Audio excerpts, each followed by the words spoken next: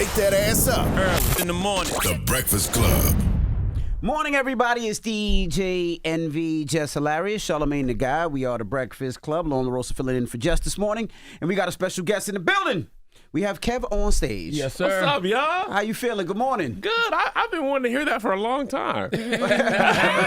How are you, my brother? I'm good, man. Thank you guys for having me. You know, there's some people who might know. I got a two-part question. Number one, who is KevOnStage, and who is Kevin Fredericks? Oh, it's a good question. KevOnStage is probably the performative version of Kevin Fredericks. Mm-hmm. KevOnStage is a comedian, entertainer, pretty much do anything to make you laugh. I feel like Kevin Fredericks is a father, husband, business person as well. You know, that's it. I think it's two sides. When I'm at home, I'm Kevin Fredericks. Right? I make my family laugh, but I'm not like, yo, let me see this boobity boobity boo. You know what I'm saying? But when I leave that house, I'm KevOnStage. Word. You know what I'm saying? So yeah, I think that's the difference. How'd you get into comedy, especially coming from the church? Yeah, I think And you're a clean, quote unquote, clean comic, as they say. and when I say clean, I just don't cuss. Okay. I was about to say, because clean has different connotations. Like, you can be clean where there's no vulgar material at all. You don't touch certain subjects. I really just don't cuss. I talk about everything else in my life, everything else that I think is funny. I just don't cuss. I say nigga too, though. Like, as a church kid, I could not cuss. My mom would rather me bring home a child than to cuss. Really? Yes. Cussing was so bad. And a Worse lot of than church kids. premarital sex. Oh, way worse. Really? What's a little baby amongst friends and family? You can have a baby. But cussing in the house, she was like, absolutely not. And I didn't trust myself to cuss at school and not cuss at home like most of the church kids did. So I pretty much did, I had premarital sex. I just never cussed. But don't practice bad habits is what you're saying. No. I just never, I felt like they would catch me slipping. And it's actually really a tool for me in comedy. I think a lot of times you got to work a little bit harder if you ain't cussing. Sometimes cuss words are just funny. So you just throw it out there and it's funny. But to answer your question, my comedy started in church. Like, making people laugh in church. After church, my grandma would be like, do that thing Sister Daniels did when she fell over. Do that person shout. Do how that person preached. And I would get to stay in the living room a little longer around grown folks and stuff like that. So once I realized, this gets me attention, this gets me perks, I started leaning into that. And, black church is where a lot of performers get their first start. So I did a talent show in church at 16. And I was like bitten by the bug then. And then shout out to Nate Jackson, a real big comedian. Now he had a comedy club in Tacoma, and he let me do 20, 25 minutes at his club every Thursday for like 2 years. And that's where I really, really honed my craft. After college, I was just going there every week. And a lot of times we had a lot of regulars there, so I couldn't do the same material. So I'd have to like do new jokes, get better, do new stuff. So I think the church gives me the performance. The club helped me sharpen my tool. Question: why do you keep saying, what made you keep saying the N-word? Because I'm trying not to say the N-word no more. So what made you not curse but say the N-word? That wasn't a cuss word to me. Yeah. Like, there was certain words that my mom... Charlamagne been saying that for 15 years. He's been trying to stop saying the N-word. Oh, have you? He calls me a But bunch these of words all the time. these niggas be nigging. It's hard not, you know what I'm saying? It's hard. Niggas be nigging. Yeah, it's hard not to use it. I think as a black kid, all my friends were saying nigga. It was in black culture, movies, TV. And it wasn't a cuss word to my mom. It wasn't on the list. Like, some people couldn't say lie. Like, my wife, she couldn't say lie in the house. My family, pissed off wasn't a cuss word. And nigga just didn't really bother them. I didn't say it a lot at home, but it didn't raise no flags. So that was like the one curse word I could say. So I said it so much. It's always the person telling you not to say lie. That's the biggest lie. Yeah. That's why they don't want you to say it. Don't call me out. We don't say lie, we don't say fat, and we don't say ugly in the house. Really? All those words? Yeah, You fat, ugly cursing. liar. What would I do without those words? I grew up, my mom cussed me out like she was Really? like, what? Oh, no. She's a sweet, humble lady now, but Well, you should have led with that part. And then said, she because used to they cuss met you her out. and they'd be like, what? it was, Oh, she's changed. Oh, yeah, she's sweet changed. now. Especially, and my grandmother. My grandmother's yeah. locked into the church now, so, Yeah. I wanted to ask you about, we had Big Mack here, shout out to Big Mack, one of our producers, and he was talking about what you did during COVID. And he was very impressed of how COVID, who had everybody locked down, you made it into a business and a successful business. He said he's seen you go from small house to medium house to bigger house to different car to this, that, and the other. So tell the people what you did during COVID that was something that was totally different. Yeah, there were some other things in there, but that was the most visible. Shout out to Spectrum. Appreciate y'all. Keep Your Distance Comedy was our COVID comedy relief situation. So what I did in LA, obviously everything was locked down during COVID, and then we got the notification that you could have up to 25 people outside, socially distanced, 2 people here, 6 feet, 2 more people. And I could never do the Zoom comedy. I could never get into it because comedy is about timing, and that short delay from Zoom response, it threw me off. Some people could do it. I needed instant reaction to know if it's funny or not.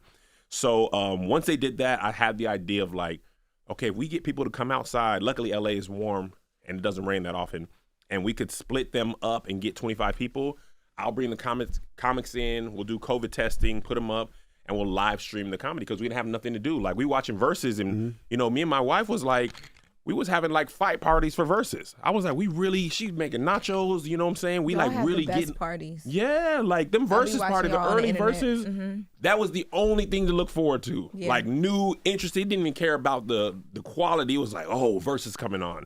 So I was like, what if we do that for comedy? And that's basically where the idea came from. You said you rented out an alley? It was like the back parking lot of our partner's studio. Like, it was a back parking lot. I mean, we literally had 25, 30 people max, maybe 35, including the comics. And we needed the comics. We were like, y'all stand here too, so we have as much audience as possible. We had to COVID test every single person. It was like $200 a test. It was crazy expensive. But yeah, I flew all these comics in, and we live streamed their sets. We have like 6 comedians, probably did over 150 micro specials over the 2-year period. Introduced a lot of people to a lot of comics to a lot of different people, a lot of people to a lot of different comics. A lot of comics' biggest YouTube video is their Keep Your Distance special. And it was like my proudest moment to create opportunities to see Black comedians, put some money in their pockets, give them some tape to show the comedy clubs. Like, I would ask them, like, yo, can you send me your tape so I could market it? And they like, bro, I don't have no tape. Because most comedy clubs are drab and dark and, you know, it's not quality. So we gave them their specials to do with what they wanted afterwards. So they put them up on YouTube or chop them up and make reels. And it was fantastic. Dave Chappelle actually executed it first. Like, I had the idea, and then I saw him do it in Ohio. So that was like, oh, great. Now I can say, just how Dave did that, that's how we're going to do it. So they said you had no less than 10,000 people on the stream every other week, right? Right. It was every other week. That was early COVID. So as guidelines relaxed, the ticket sales went down. So at the peak of it was 10,000 tickets, 14,000 tickets, and we were averaging about 10,000 tickets. And that's like just people who purchased. But people were having basically fight parties. They'd have 10, 15 people. So it was like almost closed circuit TV parties. So, but as each state, once Atlanta was outside, then it was less. Then Texas, it was less. But we did it for about 2 years straight, and it was fantastic. And now that's on Amazon. You can go watch those. All those specials are on Amazon. First of all, your partnerships go crazy. Yeah. Because for real, Amazon, so I was going to ask you, after that, I know you did something with Patreon with the women in comedy, because you forgot the women a lot in the pandemic. No, I didn't. I didn't forget the women. I made sure there was at least one Black woman, and often 2 or 3 on every single show. OKD. Every single show. Because I don't think I paid attention to that. Yeah. Because y'all don't see Black women. No, because that's Black not women true. don't never see Black women, but they always want to say men don't see Black women. I know you from All Deaf Digital, so Yeah. I've seen you work with so many women and like different people. I didn't think about that, but when I was researching for this, I saw something in Essence where you had talked about one of your homegirls was like, yo, like, where are the women at? Like, can we, like, hello? Yeah. And then you did the partnership with Patreon. Yeah, so Patreon reached out to me and was like, what do you want to do? And to continue my efforts to support Black women. I know, that's because right. you was already having Black women on there. Like, Black women don't see each other. I understand. I understand. I pray about this all the time. Honestly, the truth is the ratio of comics, it's probably 8 to 2 men to women anyway. So to make sure I had a Black woman, I had to, like, I was flying them out. At first, I was only doing LA comics. But after I ran out of LA women, I was flying them out, flying women from New York, Atlanta, There's everywhere. a shortage of Black women in LA? Black women comics. Black women comics. I'm sorry. Okay. But yeah, when Patreon reached out, they were like, what do you want to do? Do you want to do a special? And I was like, I want to produce stand-up specials for the Black women I think are funny. So that's what we did. We had an amazing time. And Mel Mitchell, Ty Davis, Paris Sachet. I think Grace came from New York. Geraldine, Indescribable, did some time. And there's one person I'm forgetting off the top of my head. No, I said Ty. Oh, okay. Paris. Oh, that might have been it. That might have been those specials do? They did great. Okay. Shout out to my Patreon, the stage crew. They support Keep Your Distance. They support Patreon. They buy a lot. So you know why the reason I ask that is because a lot of times we ask for things, but we don't support.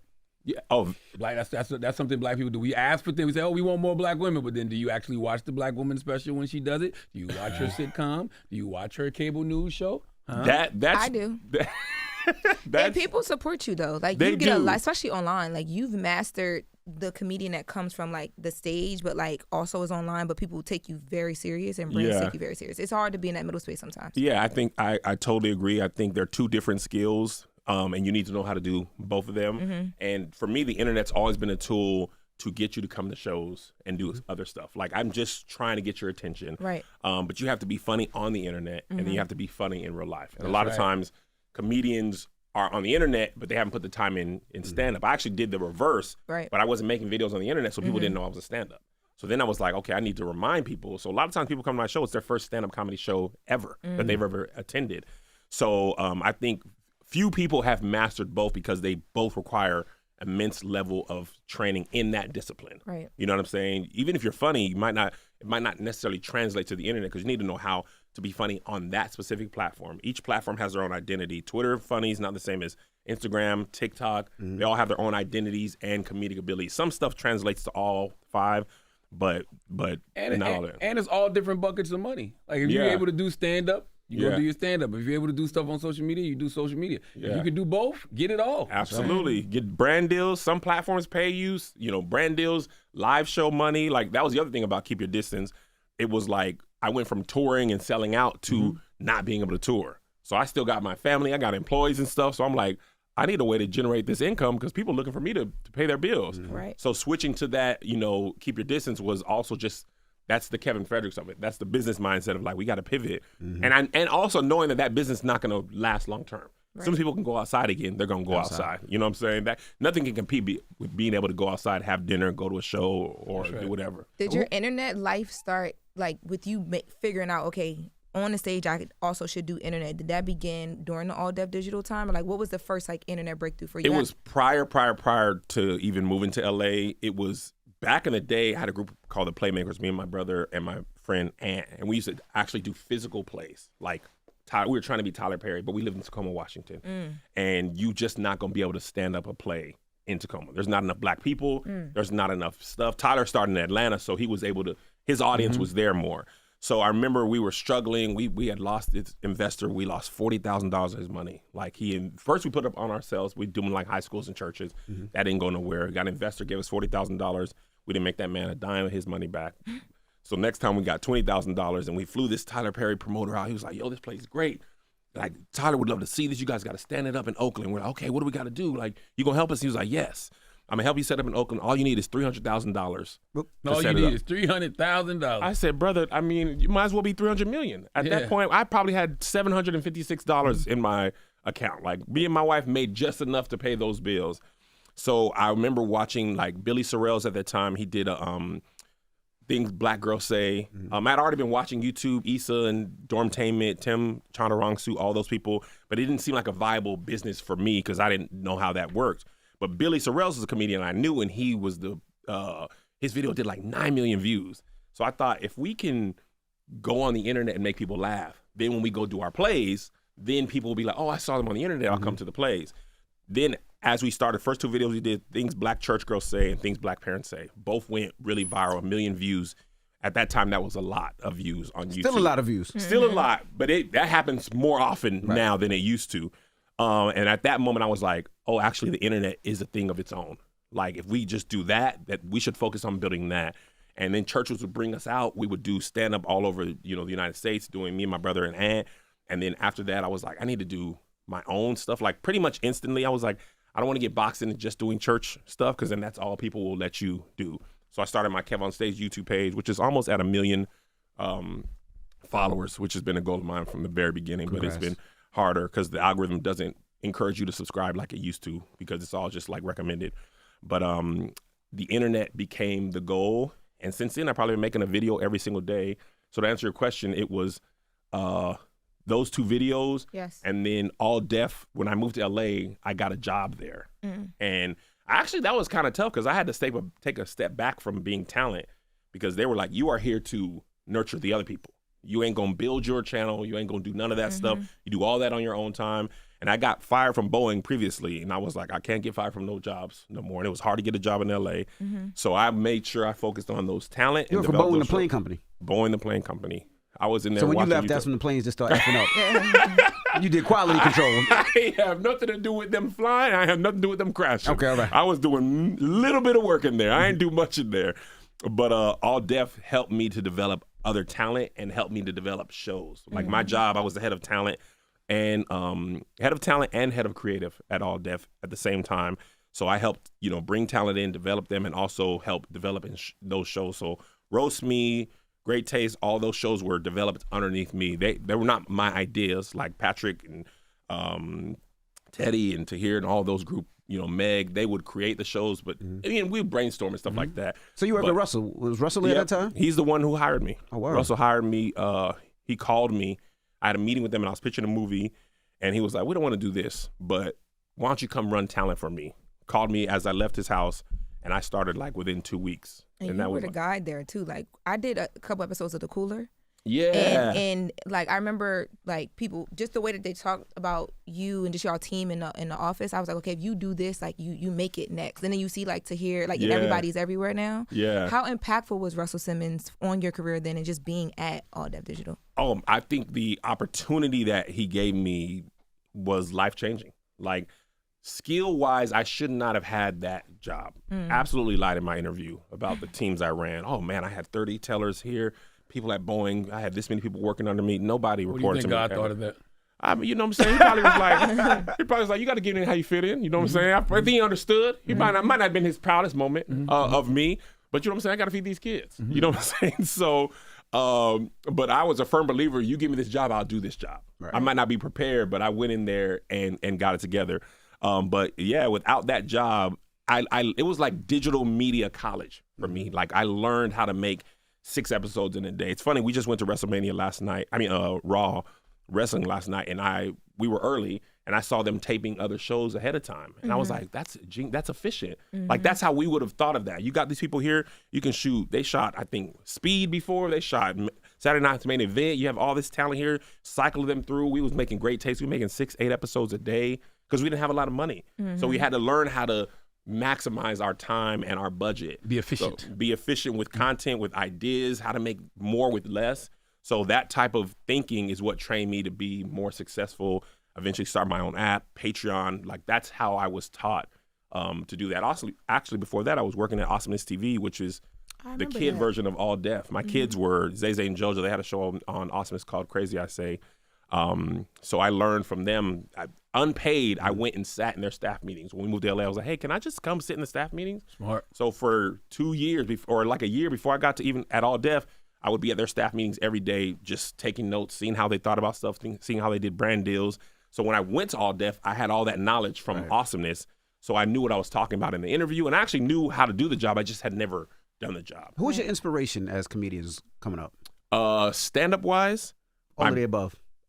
Probably my biggest was Arce J, probably my favorite comedian. He's just so physical. He didn't care whatever. He was going to make you laugh.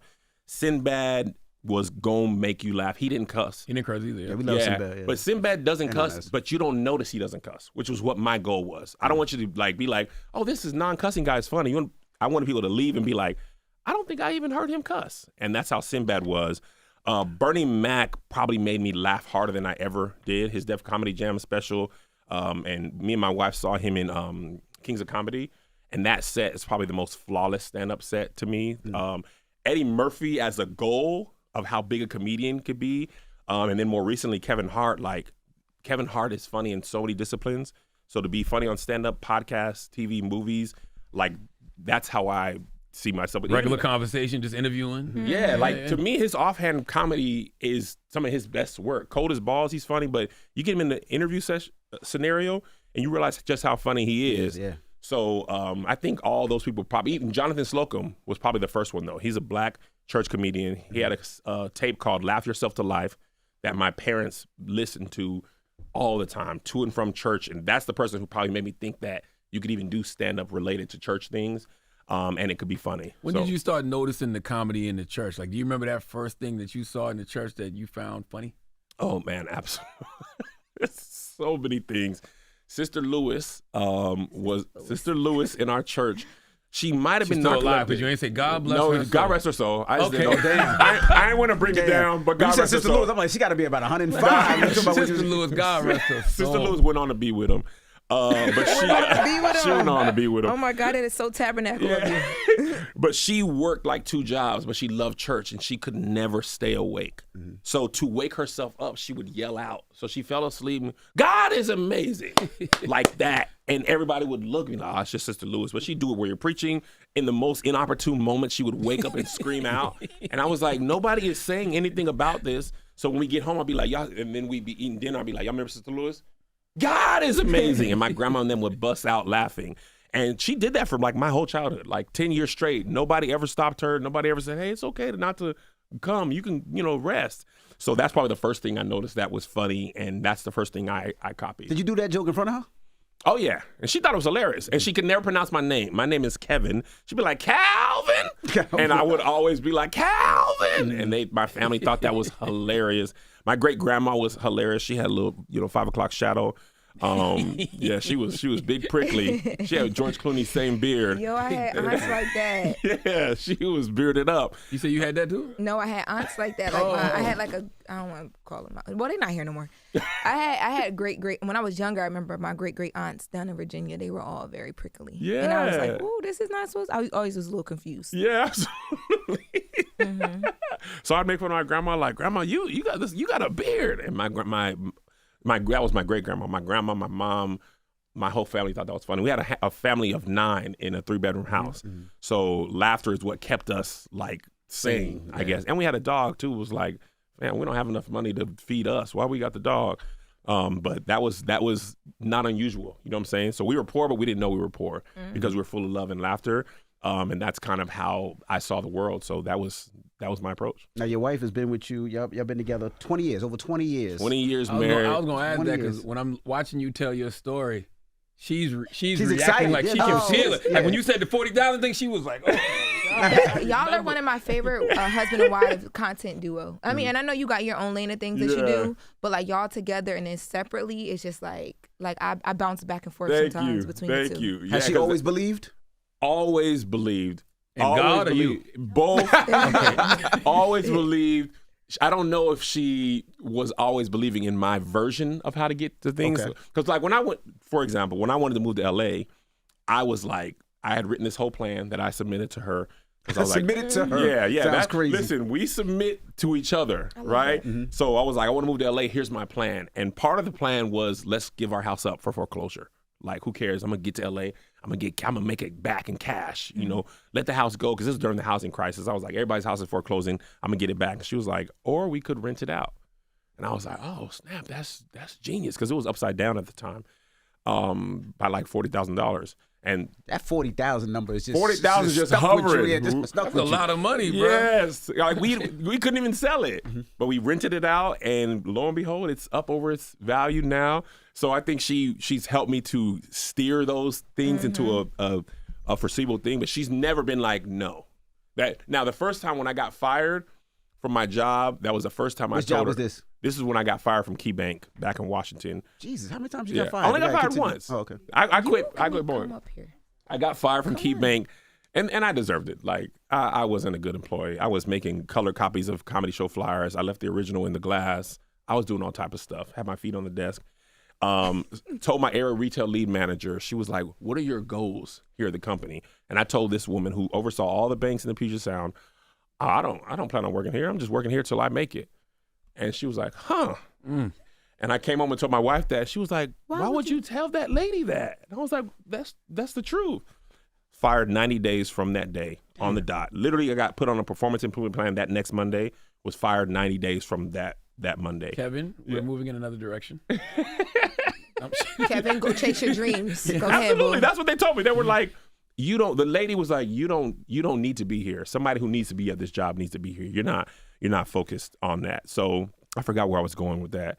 How your wife is your saving grace. Oh yeah. My wife is my saving grace. Thank you. So that was when I told my wife, I don't actually want to do a job. I want to do stand-up. So she was like, well, this is the first time I'm ever hearing of this. Like, how are we supposed to feed these kids? Because in Tacoma, that wasn't a feasible option to How many pay kids bills. did you have at that time? We had 2 boys, 2 under 4. I think my son was 3 and 1 when I got fired, or 4 and 2, somewhere around there. And she did not believe. She just didn't see how that was feasible. So what she said was, let's work on a plan to get there. Part of that work includes you getting a job and show me how you can do stand-up and how that can be feasible. But until then, let's do it. So that's what we did. We made a plan. I went and got a job. That's how I got the job at Boeing. Worked on my craft, worked my job at Boeing, then didn't stand up at night. Nate's became Thursdays, and I would do a show on Thursday, and then somebody else on Friday, and then Thursday, Friday, Saturday, and then Thursday, Friday, Saturday, Sunday. And now I'm like, oh, I'm making some money. Not much money, but a couple $100 here and there, which at that time was still a lot of money. Still today is a lot of money. Now comedy's paying for a bill here and there. First it was just gum, then gas, then the cell phone bill, then the electric bill. So then when the internet came in and Awesomeness TV offered me a contract to write, direct, produce, shoot, and edit my kids' videos, now comedy became income. And she was like, okay, now I can see it. So that's when we moved to LA, worked for Awesomeness, got another job with Tracy Edmonds, eventually led to the job. Salute to Tracy. Yeah, shout out to Tracy Edmonds. Tracy don't get the credit she deserves. She doesn't. Another black person. She gave us actually the $50,000 we used to move to LA. We'll split between the 3 of me and Jay, but that's the money that we used to move to LA. She gave us $50,000 to make 10 videos for All Right TV, which was her YouTube, her version of like All Deaf Digital, which was like a faith-based thing. But then she also taught us the game, right? She taught us everything she knew. She invited us to the house. I ain't gonna tell your story. As a husband, there was a great funny story there, but that's your story to tell. She put us on the game. She kept us for as long as she could. The company ran out of money. You want to tell the story? I keep trying to get her to pull up a seat. They're so good together. So yeah, and then All Right TV fell apart, and then she was like, hey guys, I did the best I could, and she moved on, which was actually a lesson in of itself. It's like, people can help you, but when that money ends, it's every man for themselves. That's right. Like it's no hard feelings. She said, brother, there ain't no more money. She made the investment. She made the investment. That's right. She moved on to her other projects. And at that point, I learned, it's not even no hard feelings. Like, brother, I did what I could do. We did business. I helped you as much as I could, but I'm not going to reach in my personal pocket to help you. Like, we do business together. We shake hands. We go our separate ways. So that was very valuable. And also shout out to her. I don't think we would have been able to move to LA without Tracy Edmonds because we didn't have the hard cash to move families. It was 3 families. Me, my family, my brother's family moved, and Aunt's family all moved. We split that $50,000, shot and edited the videos ourselves, kept that money, paid off this credit card that we had that was $10,000 that was built on stupid mistakes. I could tell 29% interest. Oh, I man. love Tracy. I'd love to have Tracy on Breakfast Club, but never mind. No, hit her up. Oh, yeah. She's amazing. Like and I agree, she doesn't get the credit she deserves for what kind of brilliant producer she is, and just like a solid person. Like, she was a solid individual. She did more than she had to for us, and I'm eternally grateful. Still sends us Christmas cards to this day. Like, that's how solid of a person she is. So yeah, shout out to her. You know, damn, I wanted to, you were talking about working at Boeing, and the reason I think that's so powerful is because one thing I always tell people is that there's 168 hours in a week. Yeah. That's more than enough time to chase your dreams and deal with your reality. Yeah, That's right. Absolutely. So Boeing, by the grace of God, that job was very easy. It didn't take a lot of time. So I studied YouTube at that time. That's when I really learned what makes a good video. I spent my time studying there. And then when I left Boeing and my first tour, I worked at All Deaf Monday through Thursday. I worked remote on Friday, did stand-up Friday in one city, another city Saturday, another city Sunday, then flew back to LA on Monday morning and went to work Monday through Thursday again for a whole year. Wow. Like, I worked my job. And I tell people, like, you don't have to rush to quit your job to do this. Like, it should be so obvious that you can't keep up with both. I think a lot of people stunt their growth because they want content to be their job so bad. Yeah. And content is up and down. Like, how much money you use up and down, brand deals is up and down. That 9 to 5 is your first real investment into yourself and into your company. It allows you to have health insurance, pay your bills, and allow your money from your business, content, comedy, whatever, to be excess money as opposed to bill money. Because then people get frustrated, it's not enough money, then you lose creativity because you're worried about survival. And as a human, you got to survive first. So if your stability is rocky, creativity can't flow if you can't think about, I'm hungry, where am I going to eat, where am I going to sleep? Like, so once that's taken care of, then you can flow creatively, in my opinion. And I was not afraid to work hard. So at Boeing, I would go to the break room and find a nondescript wall and make my video, or walk all the way to my car on my lunch break, make a video, shoot it, edit it, post it, and then go back to my job. Never talked about none of my videos. I wasn't gonna make the same mistake I made at KeyBank. And I took that money and built my comedy career on the internet and stand up and work that regular job all at the same time.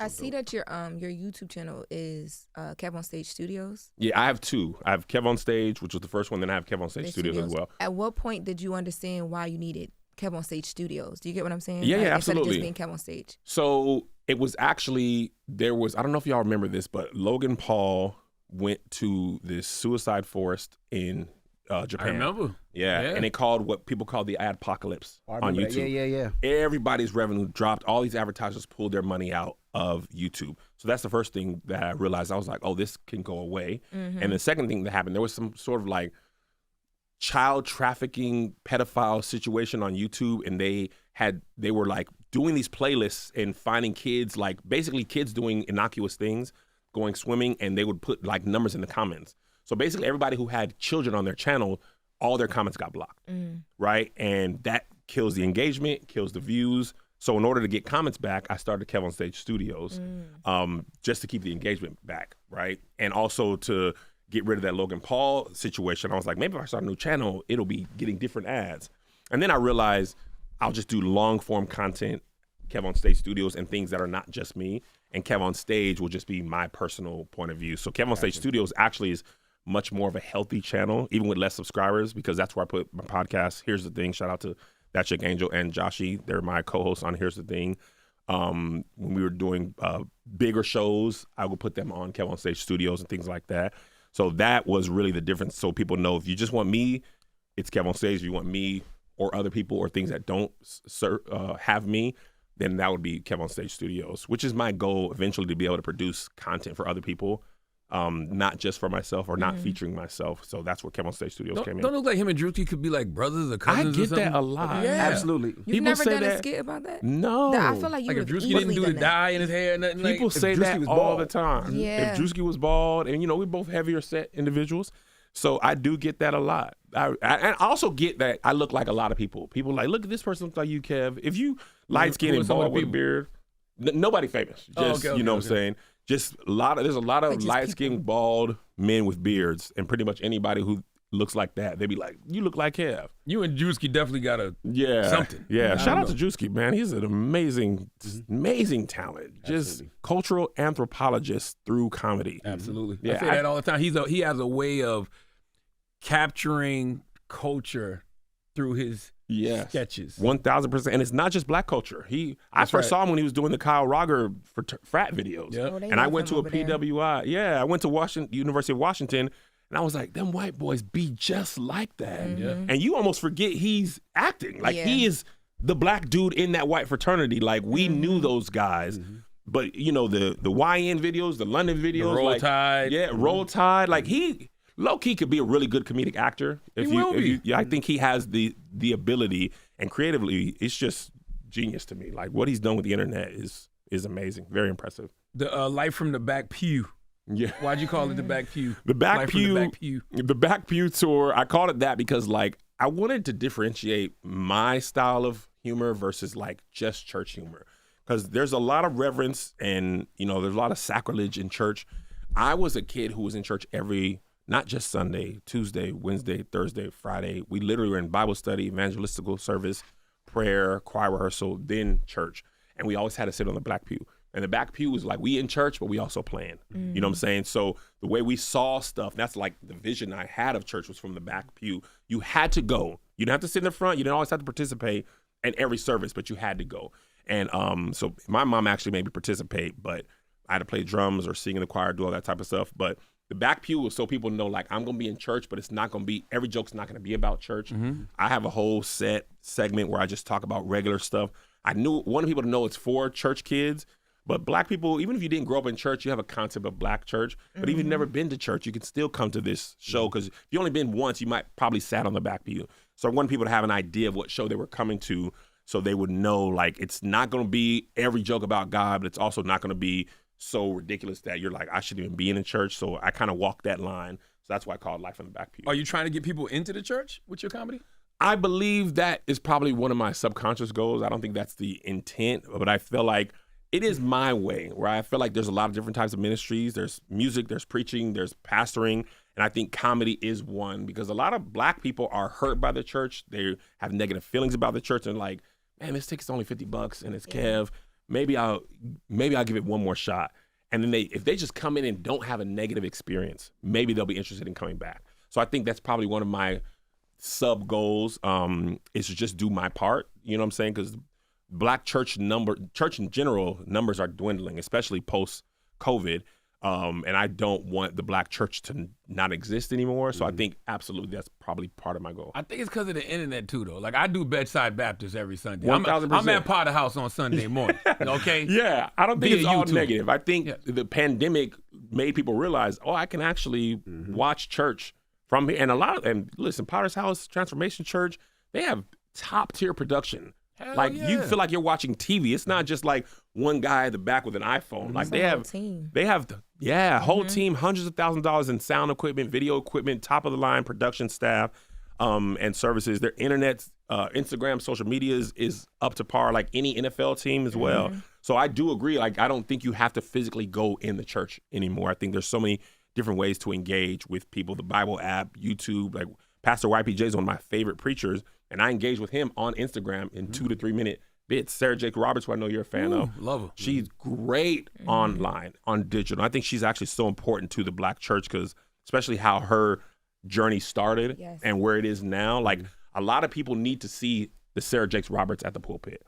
Person who wasn't perfect and who was outcast. Like I was growing up remembering how people were talking about her. So to see where she is now, and the fact that she doesn't, shy away from her past, and how good she is at speaking and communicating, God's word. I think she's super important voice, but also B. Simone's an important voice, right? Like her turning to God. My niece is a hood little sweet baby. Hood started baby. to say booger. It was right there. Booger was right there. It was right there. Baby. And she got a face tattoo, and she loves B. Simone's comedy. So when B. Simone says, I'm giving my life to Christ, my niece sees herself in more B. Simone than Sarah Jakes or T.D. Jakes.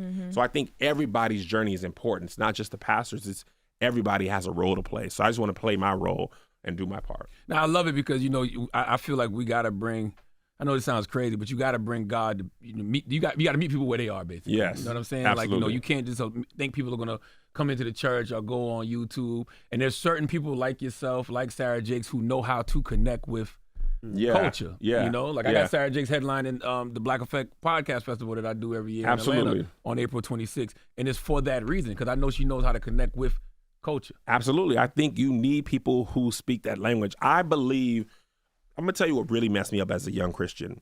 I thought we were all playing by the same rules. Like they said we're not drinking, we really not drinking, and nobody's drinking, right? So I'm thinking that's the truth. And then I'm not even talking about the church. I'm talking about my actual family. I remember I was 18, came back, went to visit my grandma's, and there was some Zimas in the refrigerator. I was like, yo, what's Zimas? We don't drink. And my aunt was like, you don't drink. I was like, what? No, our whole life it was this. She was like, well, we don't talk about it, but Kev, come on, we drink. And then when I started working in the church, I realized pastors are like, well, this is how I live my life, but I don't want to mess up the flock, so I do this. And I think most people's a lot of problems with Christianity is people have one life they live as a Christian and one life they actually live. So I refuse to live two separate lives. So I got in trouble with the Christian community because I went to the reunion concert, which was at the Forum, and I was drinking. And I made a video about it. Kirk Franklin, Yolanda and the Adams, they were at the Forum. And I was drinking. I made a video. I was like, oh, my gosh, I'm drinking at the gospel concert. This is incongruent. And I thought it was funny. And they were so mad. How dare you drink? How dare you? I was like, this is at the Forum. Like, I saw Bruno Mars here like 2 weeks ago. The line was long at the bar. You should have said, oh, my God, it was water 30 seconds ago, but now it's wine. Jesus. That would have been a good joke. Oh, I'm so bad I didn't think of that. It was water, yo. I don't know what happened. But I'm like, I'm not going to act like I don't drink. Like, I'm not going to present one way and then be a different person. I'm not going to act like I don't say nigga. Because the people be like that behind the scenes, behind the pulpit. But they think people can't take it, so they present one way. So now you have two different versions of people that are there. And I was a kid, when I was young and saved, my whole Christianity was trying to be more saved than everybody else. That's how I found my Christianity. That's what I was taught. Even forget, like, sinners more saved than other saved people. So I've let all that go. This is how I live my life. I'm a Christian who's also a comedian, not a Christian comedian. And the difference there is, like, every joke's not going to be about God, church, and all that type of stuff. Because what I've learned is, even if you do that, it's still not going to be enough. Because some people don't think you should make jokes about God at all. So you'll never be saved enough. You'll never be good enough. So forget it. I'm just going to live my life, do my thing. If you like it, you like it. If you don't, you don't.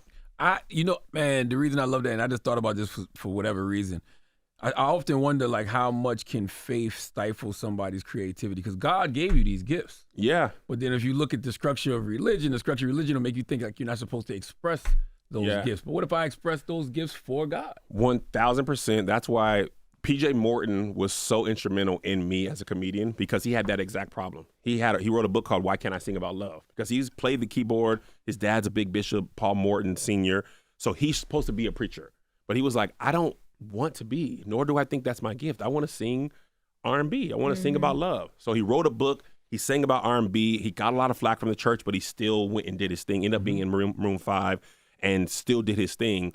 And he also wrote gospel. And when I was getting fired, he wrote this song called Let Go and Let God that Dwayne Wood sang. And I listened to it every single day because I'm like, I'm about to lose. I make jokes about it now, but in the real time, I was like, bruh, I don't know how to pay my mortgage. Like, our life was built off 2 incomes. So I realized that everybody's gift isn't necessarily used in the church building, but that doesn't mean it's not used for God. That's right. Right? Jasmine Sullivan was almost signed to a gospel label. I think that would have been a waste of her talents. I think she belongs in R&B, and the story she tells, Hotels album is one of my favorite albums. Love it. That album needs to be heard the way it is. I think it would have been, I don't want to say a waste, that might be too harsh. But I think she's doing what she should be doing with her gift. It's a better fit for her gifts. And I think God expresses himself in creativity in all disciplines. Scientists, chefs, painters, like, it doesn't all have to be in the church. Artists, like, there's so many different ways. I don't think you need to force it into the building of the church. You can still give back your gift to God by expressing it however it comes out. So I think that's what I do. And I think it's dope that I can go from the church to a comedy club to a theater. My goal is still to perform in Madison Square Garden. Like, I don't want to perform at churches only, but I want to perform at churches because that's how I grew up. And it's a good time. And I can also charge less for tickets because it's not as expensive as working with, the big 3 promoters. Like, I could just charge you direct. There's no parking issues. So there's also benefits to the consumer.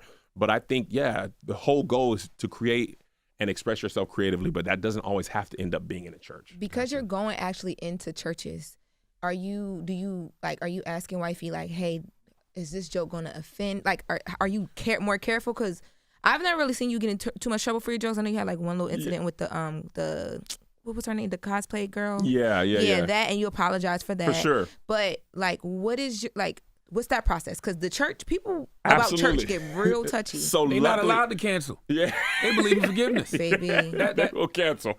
They will cancel. They will forgive and they will forgive. The right church believes in forgiveness. But I think because I grew up in church, I tell this joke, but it's actually not a joke. The first 30 years of my life, I only missed Sunday service 3 times. One was like Y2K, one because we were moving, and probably the other one was because I was born that week. But other than that, I was in church. So being in church all that much, I understand the rules of politics, where the line is, how to navigate it. Like, what you can say on Sunday morning isn't what you can say on Wednesday, isn't what you can say on a comedy show, isn't what you can say if it's a marriage, enrichment. If it's just married couples, you can get away with almost anything if it's in the church because we marry, marriage bed is undefiled. So living in that world and being a part of that world has taught me what the line is more than anything else. I think if you didn't grow up there, you won't know what the line is and what you can and can't say because it, like in comedy, that line is ever changing. So I think that my upbringing is what allows me to navigate it so well. And congratulations, Churchy got picked up. Yeah, congratulations. Churchy got picked up for season 2, BET Plus. Shout out to Spring Hill, Jamal Henderson, Leslie. They were very instrumental in getting that picked up on season 1 and season 2. So we just finished production on that in January. We're editing it now, and it'll be out, I believe, in June or July. And similar to, Keep Your Distance, my goal there is to not only tell my churchy story, right? Because to me, there wasn't an authentic story about church from a person who grew up in church. You can always tell because they always have, in Hollywood, they always have pipe organs. And pipe organs do not, no black church has a pipe organ. It's a Hammond B3 organ if there's an organ. They don't even really make them anymore like they used to. So if you hear that pipe organ and they have the choir robes on them, like, y'all not paying attention to church no more. People don't even wear choir robes like that. But same thing I did with stand-up is what I did with Churchy, giving actors opportunities that they hadn't got. Mark J.P. Hood, brilliant actor, hadn't had a chance to lead. In this season, we got Quinn Walters, who's been acting, but she always gets cast as like the sultry seductress, but she's hilarious. So in this role, she's playing funny. To hear more, comedian friend of mine who went on tour with me for 2 years, 3 years. 2 years, my guy. He's a brilliant actor. He's been like 4 episodes of Abbott Elementary, takes acting very seriously. So he's a good actor, better actor than I am by a lot. He's in there. Love JJP, Jasmine Love, another actor who started off as an influencer, and Hollywood hasn't given her role where she could be an actor in a series regular. So because of Churchy, she's got that. Lexi, who's a brilliant gospel artist. Melissa, her first car, we used to play Lexi's music, but she's actually a brilliant actress as well. She's in there. Tabitha Brown pulled up for 4 or 5 episodes this season. Tony Baker, comedian friend of mine. All these people can act. You know, Tony, a real good friend of yours, right? Oh, yeah, that's my brother. That is my dog. Anthony Alfonsi, a brilliant actor. So all these people are getting an opportunity through me, and that's just in front of the camera. Dope. Behind the camera, Jared is our director. This is his first time directing a TV series. He's got this incubator with Jordan Peele that he's a part of. Rich Washington, who works for me now, used to work for CAA. He was on an agent's desk, working in TV department, reading movie scripts all day for years. He was like, called me one day. He was on my team when I was with CAA. He was like, I think I want to quit my job and come work for you and help you build KevOnStage Studios. And he was instrumental in season 2. He helped write season 2. Sydney Castillo, comedian friend of mine, wrote season 1 with me. But black women behind the camera, black women in sound, black women costume designers, makeup artists, hair, I hired as many black people as I possibly could. Because to me, as big of a problem in Hollywood, racism is a huge problem. Nepotism is much more dangerous. Because nepotism, they're not even thinking, I'm going to exclude you. It's, who am I going to hire? It's who I know and who's in my network. Who, if I need a podcast person, I hit Charlamagne, he's more than likely going to hit a black podcaster. If I hit you for a DJ, you're more likely, because that's just who you know. You're not thinking, let me exclude white people. You're thinking of who do I know? And that's how Hollywood works. The people go to AFI and you get in there and they hire the people they went to school with. So at All Def, I realized I can hire black people because that's my network. And that's my goal, is to hire as many black people as humanly possible, and give as many opportunities as possible, and then let people go and be amazing. That's probably the best thing I learned from Russell Simmons was, don't try to hold on to people's talent. Don't like, oh, I gave you this opportunity, so I'm going to hold you here. Like, he let Will Smith go from managing him, and he blossomed. So I learned, like, however long we can work together, let's work together. But if you blow up, I'm not going to take credit for your work because I didn't create you. Trevor Wallace is a huge white comedian. Huge. He was my intern at All Def. He ran social media. He blew past me, and I'm like, brother, go ahead, do your thing. Josh was my intern as well. He didn't give me a turkey sandwich when I asked him on the first day.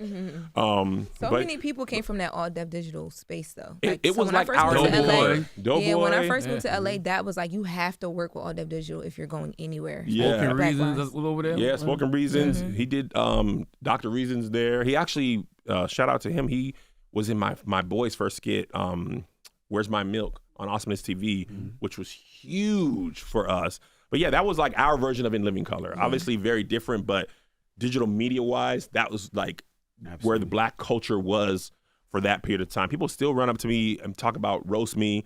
I haven't been on Roast Me in 5-6 years, but people watch YouTube. Like, I watch old episodes of The Office or A Different World. People watch old episodes of Roast Me and Great Taste like they just came out. So that, continues to help those people even today. Well, congratulations, man. Absolutely. I always say if what you build only benefits you, it's not big enough. Yeah. So you're building some big things, my brother. Thank you.